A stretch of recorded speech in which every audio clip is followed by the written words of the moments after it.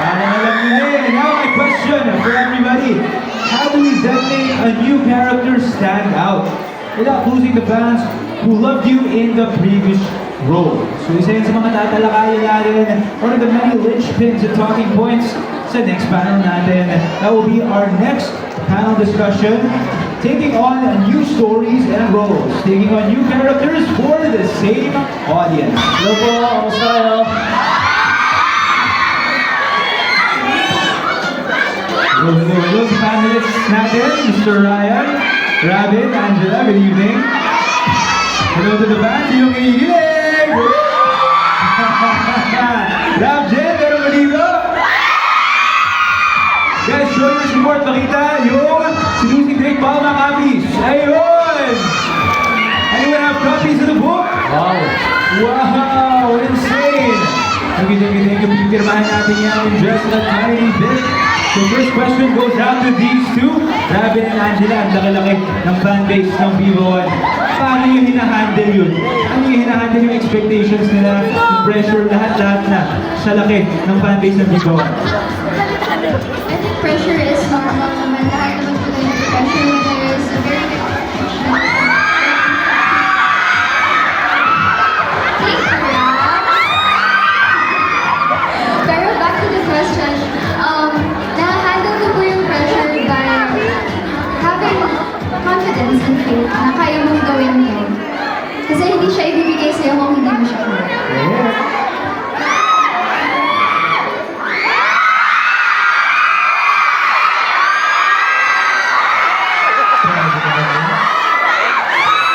May bawasan mo rin yung tanong siya.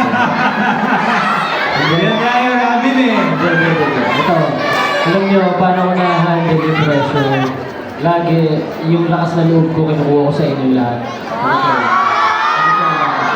Kasi alam ko sa sarili ko na wala ako dito, wala kayong lahat. Diba? Kaya ako ito ginagawa para sa inyo at para sa ating lahat. Thank you, Kayo naman pala ang source ng lakas. Eh si Angela, source din ba? Ay! Ayun, oh. Parang alam na natin yung sagot dyan. Okay, so for the both of our stars, ito, next question para sa inyo, no? In preparing for your characters, no?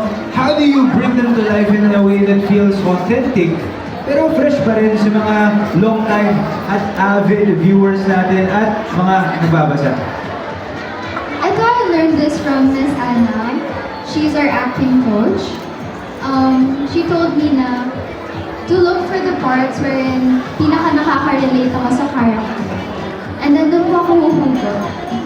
So, for me, currently, hindi po ako masyadong nakaka-relate kay Alice aside from the fact na mahilig siya sa pink, kikay siya, ayan. So, ini-imagine ko yung 16 years old self ko kasi doon ako nakaka-relate kay Alice Dominguez. Robin? Ako naman, talagang pinakakaaral ko yung script. Tapos nakikipag-usap talaga ako ng direct kung paano gagawin ko para mas maintindihan ko. Tapos pinasa ko din yung libro. Wala siya. Love hearing that, guys. Are you still with us? Hands up! Ayan, nandito pa sila. Botay Joe! Botay Joe! So, ginabit talaga, no, guys? Grabe, ha? Pag si Angela, ha? Love na love nyo. Ayan, so please, keep supporting them po. Ayan, so next question, still for these two. Try nyo na bang makipag-engage sa mga fans ng si Lucy Drake Palma para mas maintindihan nyo yung characters nyo lalo na yung mga long-time fans nung book. Paano kayo nakikipag-engage? Ako po, nung nalaman ko na magiging Alice Perez ako from SDP, ang alam ko po kasi, Wattpad siya. So, I consulted my friend na si Wattpad. Sabi ko, alam mo ba itong book na to? Nabasa mo ba siya? Kasi nasa library ko siya, pero hindi ko siya nabasa. Sabi niya, yes, alam ko ba? And then tinanong ko kung paano yung magiging story na, kung paano si Alice as a person. Sabi niya, alam mo, ikaw si Alice. Sabi ko, okay, hindi ako naniwala at first na I read the book and then oo nga, si Alice ka ako. So ayun, that really helped me na mas maintindihan yung role ko. So thank you so much to my friend. Ako naman, sobrang dami kong tinanungan dahil sa kaba na ako magiging Drake Palma. Di ba? Sobrang laking blessing ko na binigay sa yung project na to. Kaya sobrang rin yung kaba ko, tsaka sobrang pressure din ako na gaganapan ko to. Kaya ang dami-dami ko pong tao na tinanungan, paano ba talaga siya? Ayan. Tsaka alam niyo po, tinanong niyo po si attorney, no? Nung unang siya nag-visit sa set, tinanong niya, attorney, tama po ba yung ginagawa ko? Tapos sabi naman po ni attorney Risa na, yes, you're doing good. Sabi. Mukha lang hindi kinakabahan, pero kabang-kaba po ako.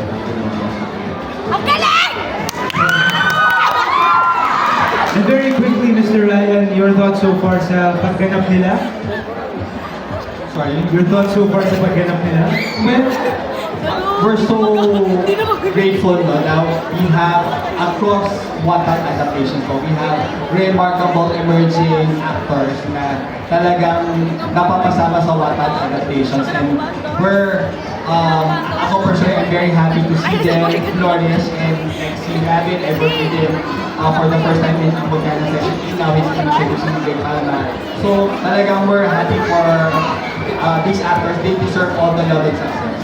We love that. The flourishing, budding careers of these two. Pausbong ng pausbong. And in large part, thanks to everybody here. Sa SDP! SDP! Let's get it! SDP! What? SDP! Hey! Ayun! Napaka-masudo ulit ng Manila International Boat Fair. Thank you po. Ayan, my next question, once again, for the leads, for the stars. Ano ba yung mga parte ng character na pinaka-relatable sa inyong dalawa, personally? Ay, ako nakaka-relate ako kay Alice kasi she's very bubbly, makulit siya, tapos nakaka-relate ako sa part na konti lang yung friends ko. Pero, quality over quantity. So, ayan, meron din akong Aya, meron din akong She sa buhay ko. And of course, meron din akong Saksakin niyo na lang ako! na. Sana all. Abid? Ikaw, Ira. Ako naman siguro ano baby? Cute mo naman? Ako siguro, nakaka-relate ako kay Drake Palma yung yung inuuna ko yung ibang tao bago yung sarili ko. Diba? Oo. Tapos kasi si Drake, diba? Yung taong mahal niya nandiyan na. Tapos iniisip pa rin niya yung pinsan niya. Diba? Ako parang ganun din ako eh. Palagi inuuna ko muna yung mga tao sa paligid ko, tapos huli na ako. Masaya ako sa ganun. Diba? Tapos, yung rin, yung pagmamahal niya sa nanay niya. Sobrang mahal na mahal ni Drake yung nanay niya. Talagang gagawin niya lahat para lang hindi pagpalit yung tatay niya yung nanay niya. Diba? Ganun na ganun din ako. Ganun yung love ko sa nanay niya. Sobrang mahal ko yung nanay niya. Hindi ko pagkapalis na. Hindi ako nakaka-relate dito. Alright, so that's all the time we have.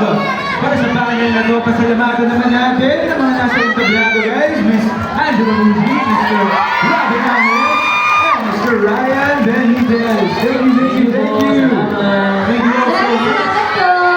Ayun, and that concludes our discussion. Okay po, it's time for a photo op. Ayan, photo op time, photo op muna saglit, okay? Okay. Wait lang. May papakita pala ako sa inyo. Gusto niyo makita? Ready na kayo? Ready na sila? Ready na ba kayo? I think oo. Ako kinakabahan ako eh. Ito na.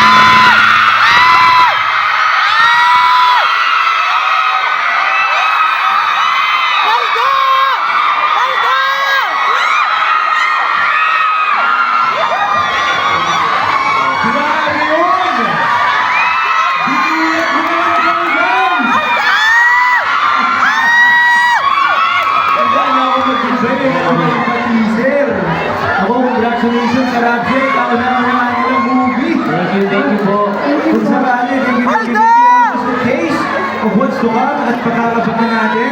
Announcements coming very soon. Kaya pakakabakan natin yan.